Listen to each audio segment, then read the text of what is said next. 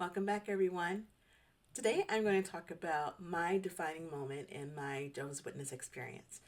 So, I've talked about this before, is when I was 12 years old and I was denied the opportunity to be baptized because I didn't answer the Bible knowledge test to the satisfaction of the elders that conducted my Bible study test.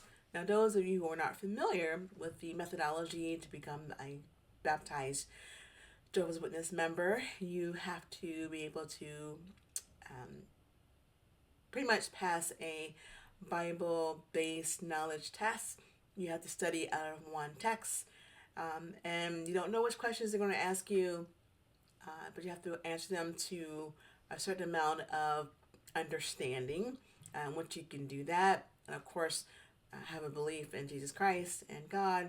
But really, the most important thing is be able to test, be able to prove that you have a clear understanding of Bible based knowledge so that you can be a Bible student and be able to teach others about the Bible.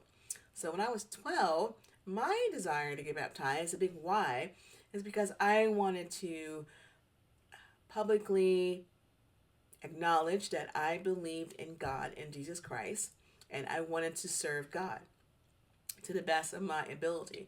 Now, growing up in the Jehovah's Witness faith, I knew that I had to answer some questions, but up to that point, there were children who were getting baptized 5 and 8 years of age. There were people who were new to the Jehovah's religion that were just learning about that faith. So I was really confident that I could pass because I was born in the Jehovah's Witness religion and I didn't know anything else. Also, I was a good student in school, so I was pretty good about my studying habits and I believed everything that I was reading. So I had no idea that I would experience a rejection of not being able to get baptized when I had the heart to do so. So that was my defining moment. Even though I was only 12 years old, I had an understanding that this was something that wasn't as it appeared to be because it literally broke my heart. I was really sad, couldn't believe it, completely disappointed. And it happened, as far as me knowing about it, when Jehovah's Witnesses are baptized, is not done in the meeting house or the place of worship, also known as the Kingdom Hall, most, the place that Jehovah's Witnesses go to do their meeting services. It is done at various conferences that are held throughout the year. So everyone has to wait until those conferences are scheduled, and then everyone who has been accepted to be baptized are baptized at those scheduled conferences.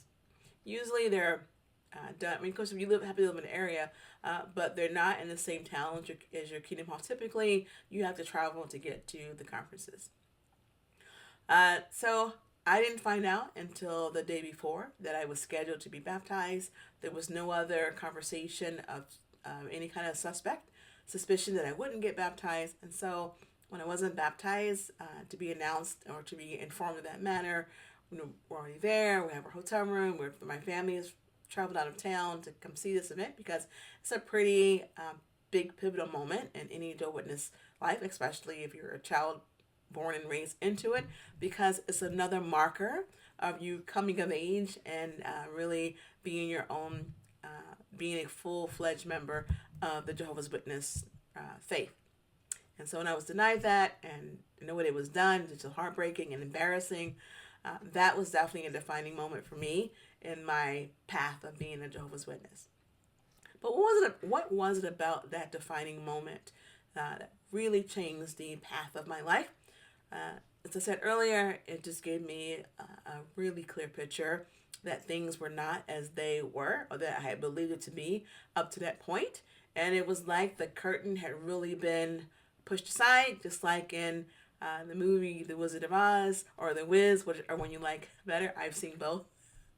But just seeing that and experiencing that and feeling just a heartbreak of believing in something so strongly and then finding out that it's not as it seems to be. So that really did set me up in my path of starting to question things and not look at things in the same fantastical way that I did before that experience had occurred in my life. Uh, So, of course, it's been many years ago. I'm much older now. We're talking about several decades ago. But still, when I look back, that was the moment that defined my experience with the Jehovah's Witness religion, and just seeing that things were not as what I thought they were, but definitely something that was much different. And in hindsight, I'm grateful that I experienced that, because it allowed me to have a different perspective and a different view, and it allowed me to have the life that I have today. I was just wondering what would have happened if I had gotten baptized at 12. Well, I probably would still be in that religion, probably still very much towing the Jehovah's Witness line, but I didn't do that because I had a different experience, and that put me on a different path. And I'm very grateful for the life that I currently have. So when I look at the definition of water baptism, really what it is, it's a public acknowledgement, a public symbol of your commitment to whether it's Christian God, what I believe, or wherever that entity you believe in. That is a symbol that you are publicly declaring of your connection and your belief in that. So I did eventually get baptized, actually more than once in different religions. But even though I was denied that moment, when I look back in hindsight, they didn't keep me from my salvation. And now in that moment, I believe that they did, because I believe that if I didn't get baptized, that was someone that was separating me from God. But as I became an adult and started to learn different things in different way, believe in different religious ideology, I realized that they did not keep me from my salvation. I had it even then, even though through their own human era, they felt they were preventing me from connecting with God, but they did not. Unfortunately, I didn't know it at the time, but when I look back, I definitely felt it. I had a peace afterwards. Now I know what that was. That was still God enveloping me in His love. That He wasn't going to let a man-made religion get in the way of my connection to Him. So that lesson was learned later, but it's definitely good to look back in hindsight and see the things I didn't understand at that time, but able to look back and bring greater understanding to it. So that was my defining moment, I believe, in my Jehovah's Witness journey before I disconnected myself from that particular way of belief. And now I am still a Christian, and I have, I don't subscribe to that particular religious following, but I believe in Heavenly Father and our God and Jesus Christ, His Son. So that is my belief and understanding of my connection that I have and my relationship that I have developed with God over the years. So what was your defining or pivoting moment in your journey from the Jehovah's Witness religion? Please share that with me. I would love to hear what your experiences were. Or maybe you're currently an active member, and just to see what your experiences are. So thank you for listening.